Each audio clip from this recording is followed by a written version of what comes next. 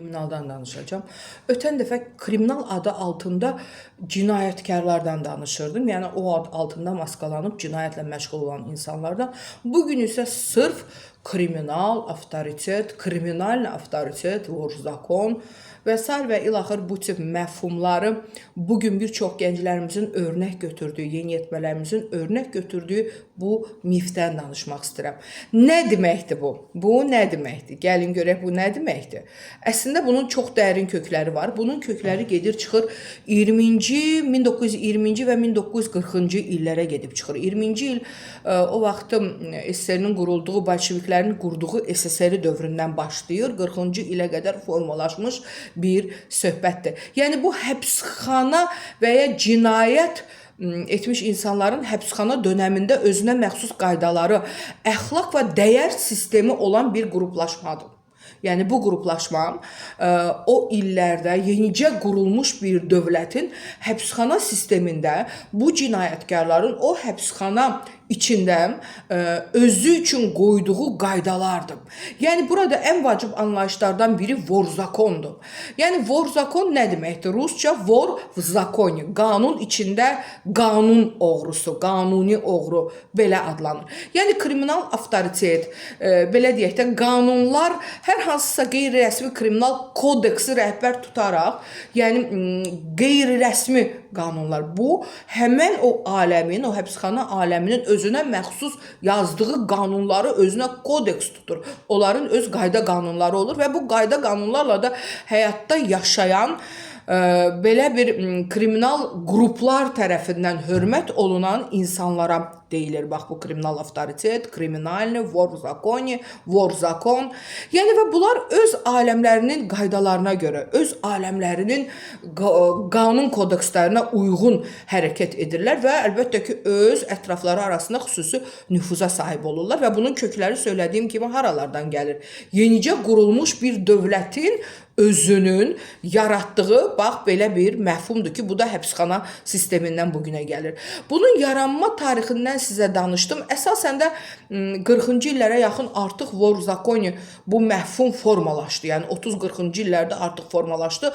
Böyük bir həbsxana sistemi formalaşdığına görə formalaşa bildi. Yəni burada da həmin o həbsxanalar daha çox yaradıldığına görə də öz qayda qanunları əlbəttə ki yarandı və buna da həmən yeni yaranmış dövlət şərait yaratdı deyə yarandı, belə deyə bilərəm. Və mənim əzizlərim, burada bu yalnız güc, vorzakon güc, qorxu, fiziki qorxu, mənəvi qorxudan ibarət deyildi. Burada onların öz moralları, moral düşüncə tərzi var idi. Burada öz sosial normativləri var idi. Başa düşürsünüz, onların sözləri həmin həbsxanada qanun olurdu. Nə üçün? Çünki yenicə qurulmuş bir dövlət, yəni o cinayətkarları necəsə qayda qanuna düzməli idi və bu həbsxana aləmində bunu idarə etməkdən gözəl bir şey ola bilməzdi ki, həbsxananı idarə eləmək üçün o gücü yaradırdılar orada. O gücün yaranmağına şərait yaranırdı.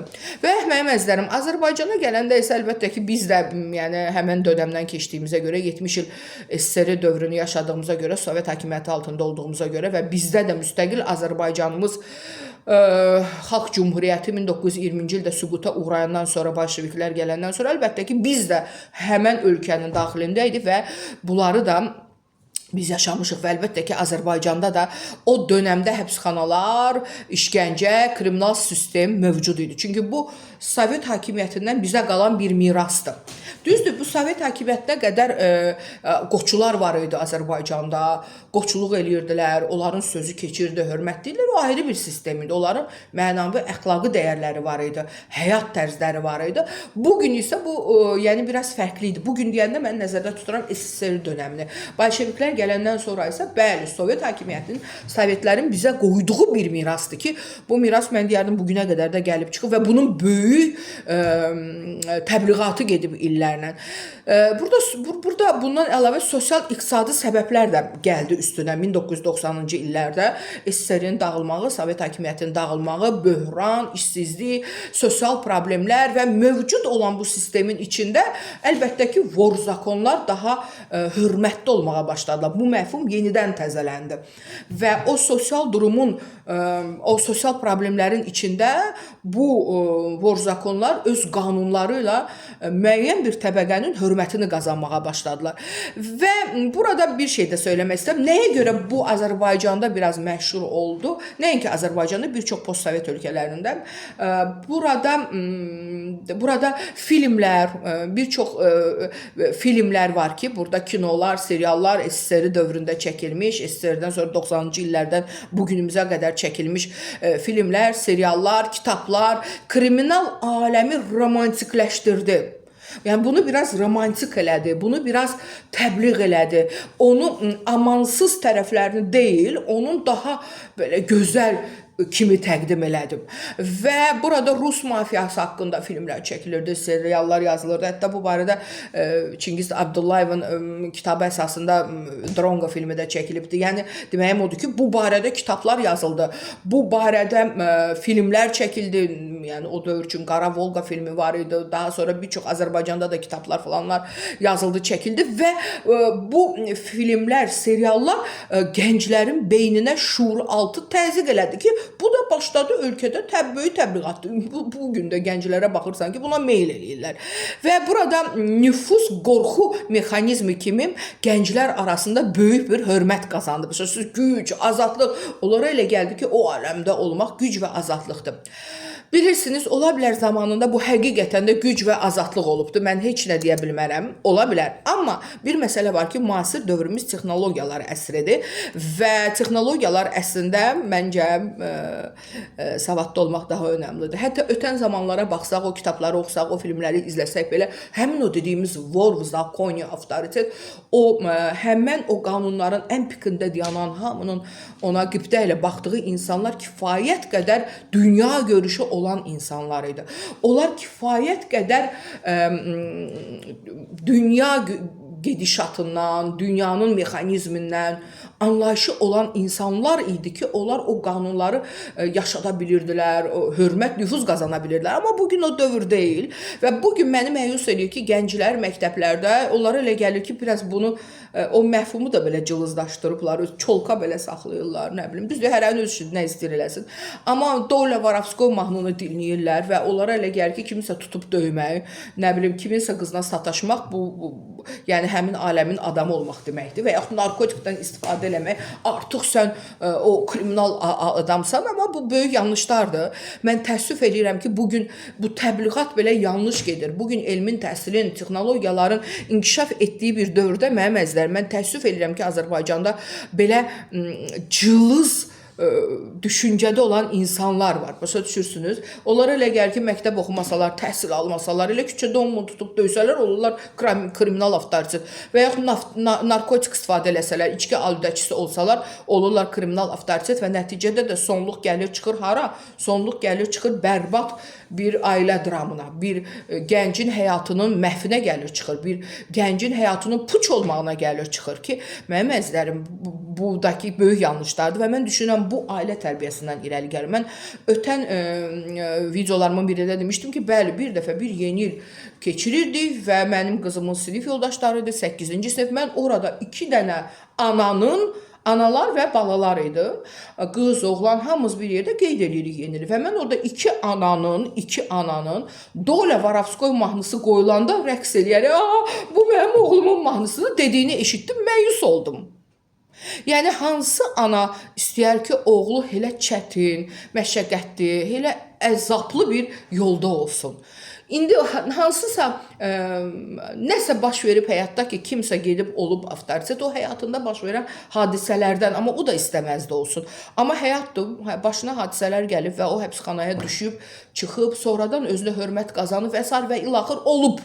Amma hətta həmin adam belə mən əminəm ki, istəməz də həyatında bunlar olsun. Amma bugün analar buna sevinir. Bugün analar sevinib rəqs edir. Oğlumun havası və durub oynayanda mən əlim üzümdə qalıb şok yaşamışam ki, Necə yəni bir ana bu mahnının mənasını bilirsənmi? Sən bu mahnının mənasını bilirsənmi durub oynayırsan?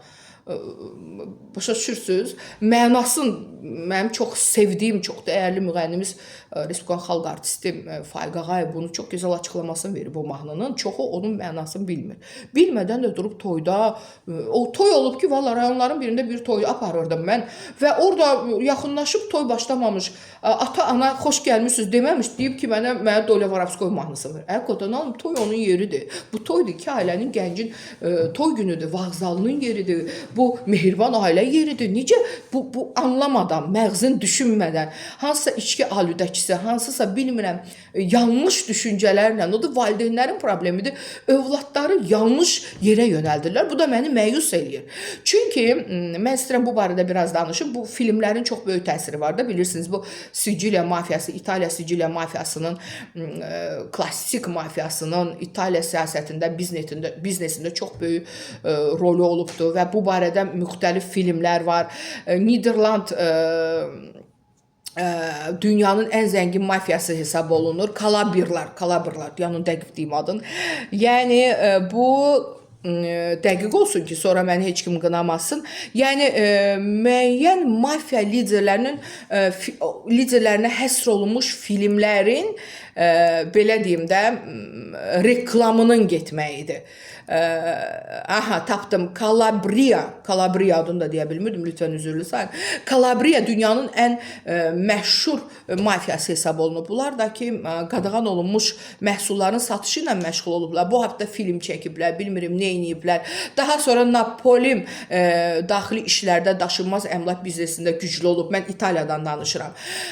Daha sonra Rusiya, postsovet ölkələrində Rus mafiyası, Bratva, Rus mafiyası, 90-cı illərdə bu çox yayılmışdı. Xaricdə cinayət şəbəkələri var, qadağan olunmuş bir çox şeyləri təbliğ eləyirlər, onu biznesi ilə məşğuldular, fəaliyyət göstərirlər və Vorzakon konsepti də buradan yaradıb. Amerika Birləşmiş Ştatlarının isə İtalyan-Amerikan mafiyası olubdur. La Cosa Nostra 20-ci əsrin əvvəllərindən fəaliyyət göstərib. New York, Chicago və Las Vegas kimi şəhərlərdə çox nüfuzlu olublar ki, bu barədə müxtəlif filmlər var. Yəqin ki, baxmısınız, Xaç Atası filmidir, Kasino filmidir, Azərbaycanda Qara Volqa dedim çəkilib, Rusiyada bir çox bu barədə filmlər çəkilibdir ki, izləmişik hamısını, baxmışıq. Daha sonra Hayit, Çin, Yakuza, Yaponiya, bu da Amerikada məşhurlaşmış mafiyalardır ki, tanınır. Daha sonra Asiya ölkələrində, nə üçün məlumat verirəm? Asiya ölkələrində də Yakuza, Yaponiyada kifayət qədər açıq fəaliyyət göstərən və rəsmi qeydiyyatdan keçmiş bir qrupdur ki, hərbi disiplin və öz kodları var. Daha sonra triadalar, Çin, Hong Kong, Tayvan bu ölkələrdə, yenə deyirəm, qadağan olunmuş bir çox işlərlə məşğuldurlar ki, bunlar bugün filmlər çəkməklə insanların şuurunun alt qatına təsir eləyirlər. Amma mənim əzlərim, gəlin görək burada bunun bizə nə kimi faydası var. Bunun bizim gənclərimizə heç bir faydası yoxdur. Filmlərə baxmaq olar.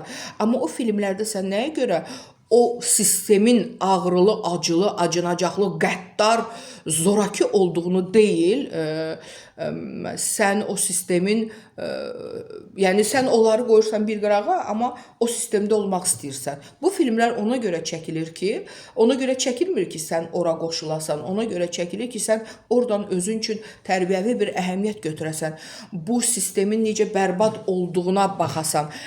Bu yaxınlarda bir filmə baxdım, bir serial idi, ona baxdım, bir qadın Kolumbiya Babelə mafiozu haqqında baxdım və onun həyatını verirlər ki, necə bərbad bir həyatı olur, özü türməyə düşür, oğlanları öldürülür, böyük faciələr yaşayır. Yəni, bunun sonluğuna baxmadan, elə Xaç Atası filmi, dünyanın ən populyar filmidir, Oscarlar almış bir filmdir. Görün, neçədir nə Oscar alıb Xaç Atası filmi? O ailənin faciəsini göstərir. Bəli, güc, nüfuz var, amma ailədə baş verən böyük faciələrdən danışır. O faciələri görmədən necə sən övladını ora yönəldə bilərsən. Sən övladını təhsilə yönəld, sən övladını yüksək səviyyəli, dünya səviyyəsində mütəxəssis olmağa yönəld. Bugün dünyaya biz inteqrasiya eləmişik. Bugün biz Sovet hakimiyyəti dövründə yaşamırıq ki, sırf 15 respublika daxilində hərəkət eləyə bilər. Bugün dünyaya çıxa bilirik. Dünyanın bir çox ölkələrində oxuya bilirik. Bugün ən məşhur, səhv eləmirəmsə, həmin bizim Azərbaycanlı oğlan indi Hyundai firmasındadır. Əvvəl başqa ən bahalı maşın brendində olubdu. Bugün Azərbaycanın bir çox yəni savadlı övladları var ki, xaricdə kifayət qədər məşhur şirkətlərdə, brendlərdə çalışırlar. Bununla qürur duymaq lazımdır. Nəyə görə övladının belə dünya miqyasında ali savad almağını deyil, kriminal aləmə yönəlməyini istəyirsən, ey valideyn. Bu nə dərəcədə doğrudur? Baxırsan, sosial şəbəkələr töküb çolkanın üzünə, nə bilim, siqaret damağında və yaxud da qəlyan pliyə-pliyə oturub adını da yazır, mən kriminalam, adım Johnny'dir, Pony'dir, nə bilim. Bilmirəm nədir. Qurban olmuşsa, atanın anan sənə verdiyi gözəl addan istifadə elə də. Pony, Johnny, nə bilim, Dotty, Moti, kriminal aləm. Nəyə görə belə bir şeylər sosial şəbəkələrdə təbliğ edir? Sosial şəbəkələrə bu uşaq da baxır, böyük də baxır, cavan da baxır, yeniyetmə də baxır, gənc də baxır və sən nəyə görə onun şuurunu alt qatına belə bir təsir eləməlisən? Bu yolu niyə təbliğ eləməlisən? Biz SSR-dən çoxdan çıxmışıq. 90-cı illərin faciəsini çoxdan yaşamışıq. Bugün biz müstəqil Azərbaycanıq. Bugün biz dünya miqyasında tanınan bir ölkəyik. Bəli, balaca ölkəyik. Azərbaycan balaca bir ölkədir. 10 milyon əhalimiz var. İstanbul əhalisi bizdən çoxdur. Yəni biz balaca dövlətik, amma buna baxmayaraq biz qalib dövlətik. Biz son 200 ildə yeganə dövlətik, öz torpaqlarımızı geri qaytardıq. Biz nəyə görə bugün igid oğullarımızı, qazilərimizi, şəhidlərimizi təbliğ eləməyək? Nəyə görə onlardan danışmayaq? Nəyə görə onlar kimi igid olmayaq? Nəyə görə bugün Azərbaycan hərbi yüksək səviyyədə? Nəyə görə ana oğlunu hərbiyə yönəltməməlidir, kriminal aləmə yönəltməlidir? Nəyə görə bir ananın oğlu gedib general olmasın, polkovnik olmasın? Hərbidən Azərbaycan hərbi bugün çox güclüdür. Getsin, niyə kriminal aləmə düşsün ki? Niyə o kriminal aləm, yenə deyirəm də, bugün qadağan olmuş bir çox şeylər istifadə olunur ki, çəkirlər, göstərirlər, ailələrin necə faciələr yaşadığını danışırlar. Yəni bunun səbəbi anadadır. Birinin övladı gedib hansısa yola, mən Vorzakon, nə bilim, narkotik gəldi, belə spirtli içki belə getdi, onun alüdəki olursa, o yola düşürsə, problem anadadır. Bugündən danışıram mən. Yəni bir 10 il, 20 il əvvəl haqqında danışmaq istəmirəm. Başqa bir dövrlər idi. Amma bugün son qalib olandan sonra, yəni mən danışıram, biz 2020-ci ildə qələbə çaldıq, torpaqlarımızı geri və o gündən bugünə danışıram. O günə qədəri danışmıram. O günə qədər başqa bir dövr idi. Ola bilərdi, hər şey ola bilərdi. Amma bugün biz qalib dövlətik.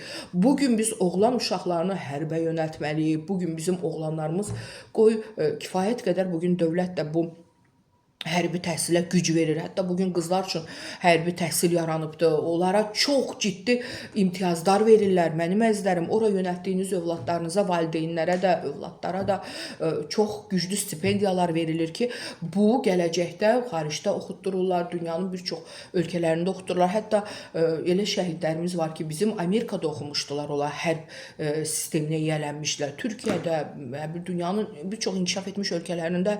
Yəni bugün biz nəyə görə onlardan danışmırıq, o igidlərimizdən danışmırıq. Bugün biz Azərbaycanı dünyanın başqa ölkələrində çox dünya miqyasında olan şirkətlərdə çalışan övladlarımızdan, oğullarımızdan niyə danışmırıq ki biz? Bugün biz niyə övladlarımızı bax belə cılız, yenə deyirəm, o əvvəlki dövrün kriminal avtoritetləri sözü keçər, özü keçər.